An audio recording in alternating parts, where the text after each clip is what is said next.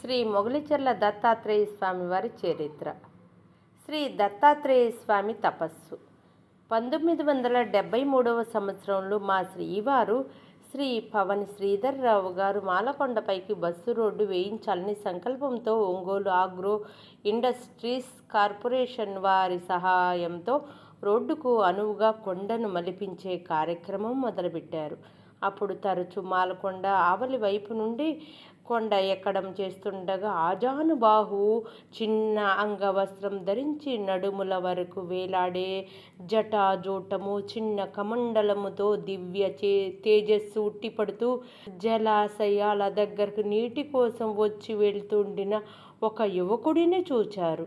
ఇతను తపస్సు చేసుకుంటున్న ఋషా లేక దొంగ సాధువా? ఈ కొండ గుహల్లో నిక్షిప్తంగా ఉందని చెప్పబడి పూర్వకాలపు రాజుల ధనము వగైరాల కోసం భ్రాంతితో అన్వేషిస్తున్న వేషధారియా అనే అనుమానం కలిగి ఆ అనుమాన నివృత్తి కోసం ఆయన్నే నేరుగా కలుసుకుందామని మాట్లాడాలని అనుకొని వెంట నడిచారు. కానీ ఆ యువకుడు ఆయన నుంచి తప్పుకొనుట కోసం గబగబా అంగలు వేసుకుంటూ ఏ కొండ గుహల్లోకి వెళ్ళి ఇక కనిపించేవారు కారు. శనివారాలు తప్ప మిగతా వారాల్లో శ్రీ మాల్యాద్రి లక్ష్మీ నరసింహస్వామి గుడిలోకి కానీ గుడి చుట్టుప్రక్కలకు కానీ జనసంచారం ఉండకూడదన్న స్థల పురాణ నియమం ఉందన్న వలన ఆ గుడి ప్రాంతానికి పోవటానికి 5-6 వారాలు శ్రీవారు సంకోచించారు. అయితే ఈ రోడ్డు పని మీదనే బుల్డోజర్లు అక్కడ పనిచేస్తుండటం వల్ల వారం కాని వారాల్లో తరచు వెళ్ళక తప్పని పరిస్థితి ఉందన్నందువల్ల పార్వతీదేవి మఠం అని పిలువబడే స్వామివారి కొండ యువతల వైపు గుహ వద్దకు ఒక వారం శ్రీవారు వెళ్ళగా ఆ గుహలో ఆ యువకుడు నిశ్చల సమాధి స్థితిలో కూర్చొని దర్శనమిచ్చారు. ఆ సమాధి స్థితిలో ఉన్న ఆయన దివ్య తేజస్సు అతను మామూలు ప్రలోభపరుడైన మనిషి కానీ లోక దొంగ సాధువు కాడని నిజంగా తపస్సాచరిస్తున్న మహాత్ముడెవరోనని శ్రీవారి మనస్సుకు తోచింది. ఆయన సమాధి స్థితి నుండి లేచే వరకు వేచి ఉండి శ్రీవారు ఆయన్ని తన సందేహాల గురించి అడిగారు.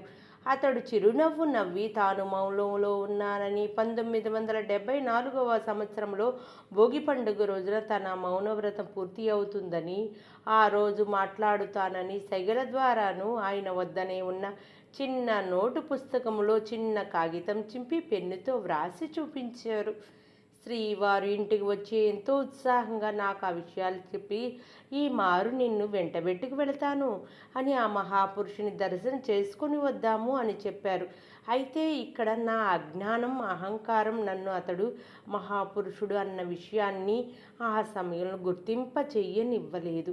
పైగా లోగుడా కొందరు సాధువులని చెప్పబడే వారిని అమ్మవార్లు అని చెప్పబడే వారిని చూచి వారిలో కొందరిలో సాధారణ గృహస్థుల కంటే ఎక్కువగా తన ప్రలోభము ఆడంబరము ఐకిక వాంఛలు ఉండటము వారి కోసం కేవలం వేదాంతాన్ని ఒక వారధిగా ఒక వాక్చాతుర్యంగా ఒక వ్యాపారంగా చేయటము అమాయకులను దోచుకోవటము చూచి ఉండటం వలన నేను తిరస్కార భావంతో ఈ సాధువు ఎంతకాలం కాంతా కనకాలకు అతీతముగా ఉండగలడో చెప్పలేము. కాస్త డబ్బు పలుకుబడి ఉన్న వ్యక్తులను చూడగానే ఈయన గారిలో ఎన్ని కోరికలు వస్తాయో తెలియదు కదా. అంచేత నాకు రావాలని ఆయన్ను దర్శించాలని లేదు. పైగా మీరు కూడా తరచూ ఆయన వద్దకు వెళ్ళవద్దు. ఏ గారడీ లాంటిదో చేసి మిమ్మల్ని అనవసరమైన వేదాంతంలోకి తిప్పి మన కుటుంబాన్ని సమస్యల వలయంలోకి గిరాటు వేస్తే మనం చాలా బాధపడాలి. మన 3 పిల్లలు వారి చదువులు పెండిండ్లు వగైరా బాధ్యతలు మనకు ఉన్నాయి. ఇది మనం సన్యాసం పుచ్చుకునే టైం కాదు, సన్యాసులతో కాలం గడిపే ధర్మము కాదు అని నా సలహా కూడా చెప్పాను. కానీ 5-6 వారాలు శ్రీవారు ఆయన్ను అలాగే కలుసుకుని వస్తూ మరలా నాతో పదే చెప్పసాగారు. వివాహం అయింది మొదలుకొని ఈనాటి వరకు ఇక శేష జీవితంలోనైనా నాకు తల్లి తండ్రి గురువు దైవం అయిన నా భర్త గారి మాటలు ఇక పదే తిరస్కరించడం తప్పని నా మనస్సుకు తోచింది.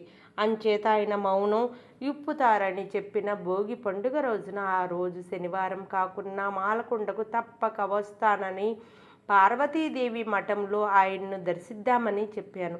అప్పట్లో మా గ్రామంలో మాలకొండకు బస్సు లేనందువలన సొంత ఎద్దుల బండిలో మాకు బండివాడికి అటవీ ప్రాంతం అయినందువలన తోడుగా మరో 2 మనుషులను శ్రీవారికి లైసెన్స్ ఉన్న తుపాకీ వగైరా సరంజామాతో మాలకొండ చేరుకొని పార్వతీదేవి మఠం వద్దకు వెళ్ళాము. ఓం శ్రీ దత్తాత్రేయాయ నమః.